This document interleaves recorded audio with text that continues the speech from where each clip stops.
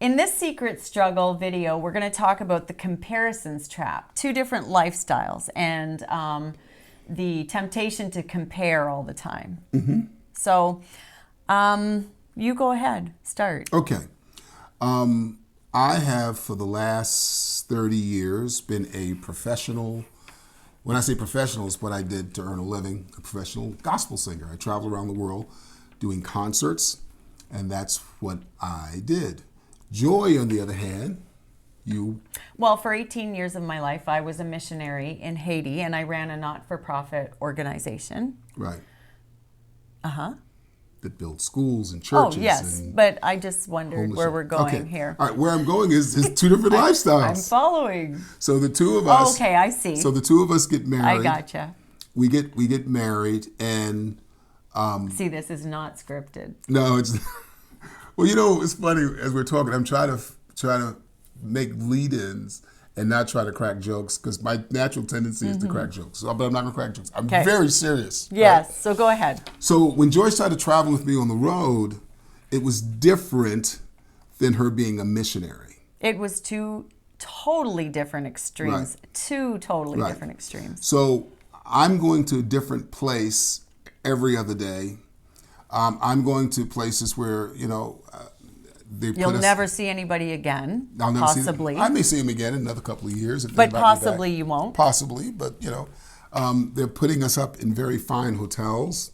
Sometimes we're getting picked up in limousines. I'm not bragging. I'm just saying, because I don't really have to have limousines. We're painting a picture. Yeah, I don't really care about limousines. Matter of fact, limousines are uncomfortable to me.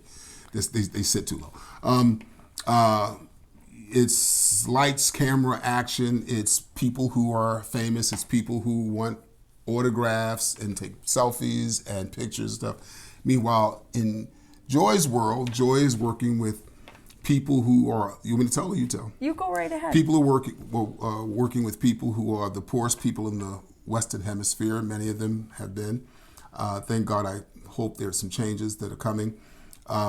She's working with people who are not, as we would call celebrities, but they're people who still love God. Where I stayed, I had no electricity and no hot water.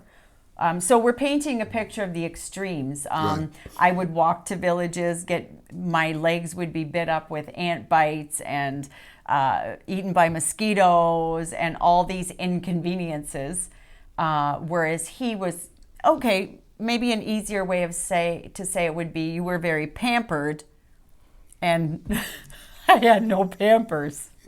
You had no Pampers, man. No. She had no Pampers. I had Pampers. So it became... I was roughing it. Yeah. You were living... Now, I thought that when she came to my side of the lifestyle wall, that she would absolutely love it. And she would be just enamored with the fact that, you know, I'm singing on big stages and people want my autograph. I thought she would absolutely just love that. And? It wasn't my cup of tea. Not after working with the poorest people in the Western Hemisphere. It was very hard. And again, when he traveled, remember, he was saying a lot of times that he would just go to a place once. Mm-hmm. Sometimes multiple times. But a lot of times he'd go once, go home. Maybe he'll never see those people again. The people I worked with, I was working in the same 10 villages, and I lived in Haiti 3 years, but I traveled back and forth to Haiti monthly after that. And so these people were my family, and I was trying to give them a better life. And they had so many needs. Millions of dollars would not still have solved the needs that were in front of me. So to love these people and have a relationship with these people like they're my family, and then all of a sudden I'm being whisked off to stay in the Ritz-Carlton and ride in a limousine, my heart was breaking.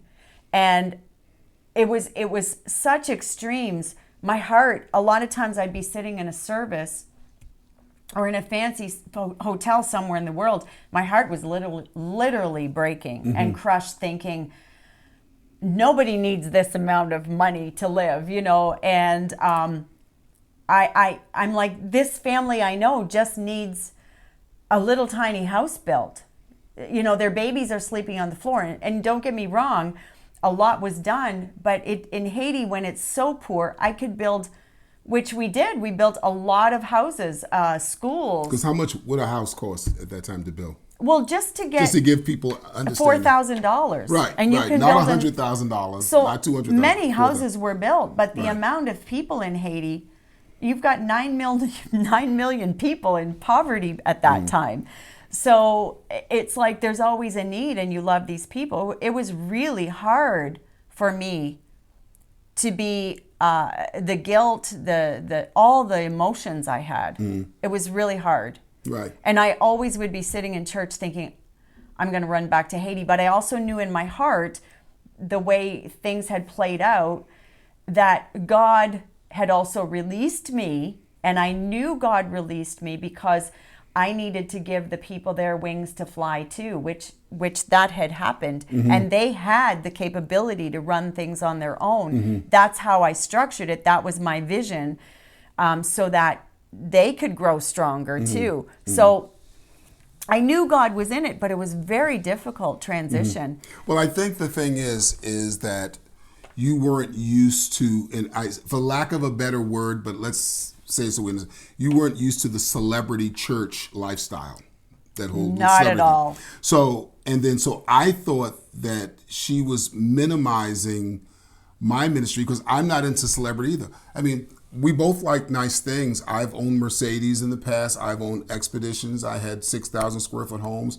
I wanted to buy a 15,000 square foot home at one time. If you have it, I don't care. You do with what you want to do with it.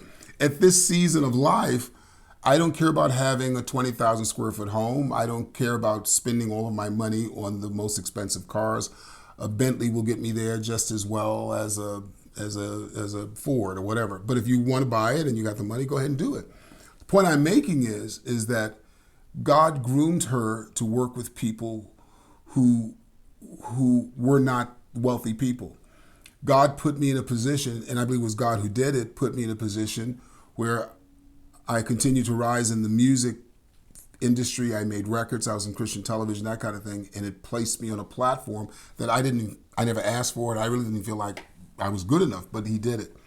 So I thought at times that she was not happy being on the road, that she was being critical of me, thinking that hers were better.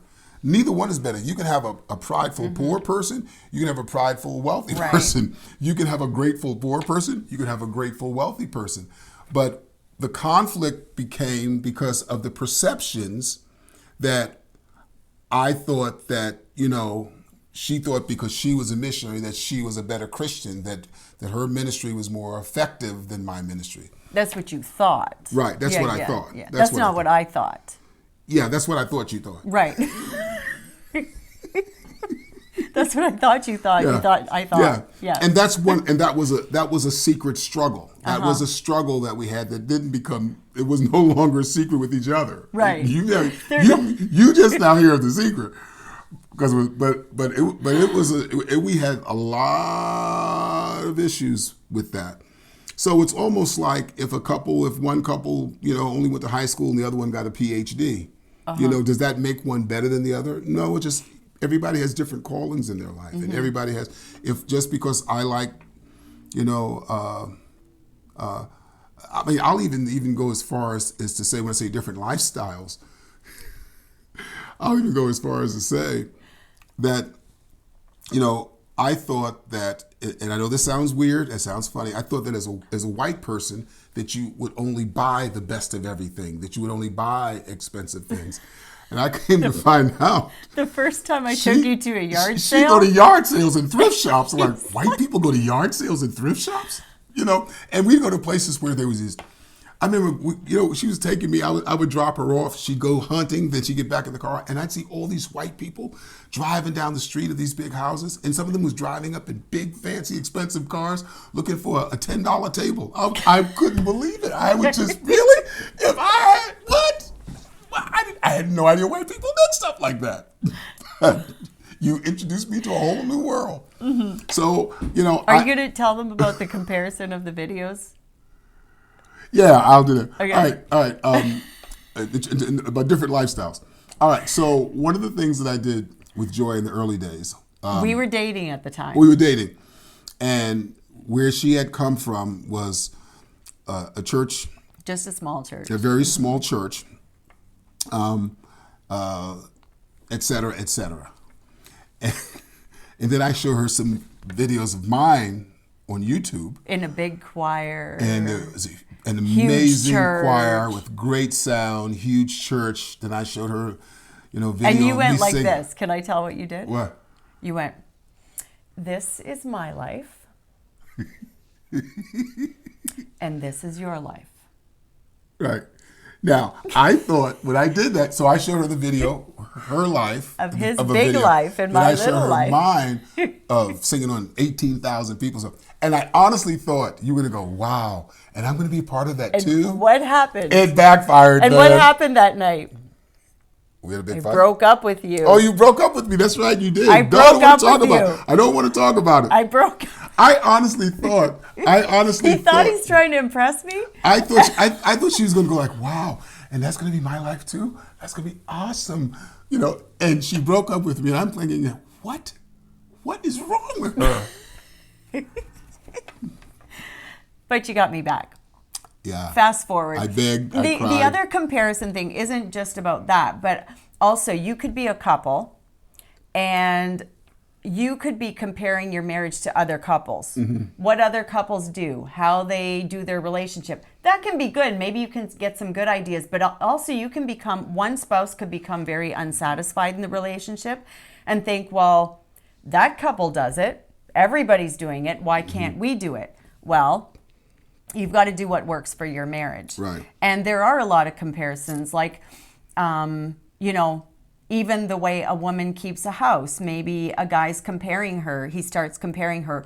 Or the job a husband has. Maybe the wife starts comparing her husband to other husbands or other men. Or the kind of house. Maybe she'll be like, well... Or the way she dresses, or the way she does her hair, Or, well, they have a big house. Why can't you work like him Right. and get us a big house like that? And that can cause a lot of problems. Yeah. Because comparing yourself to, or comparing your husband to other men, or comparing your wife to other women, danger zone. Right. Big danger zone. Big Right. red flag.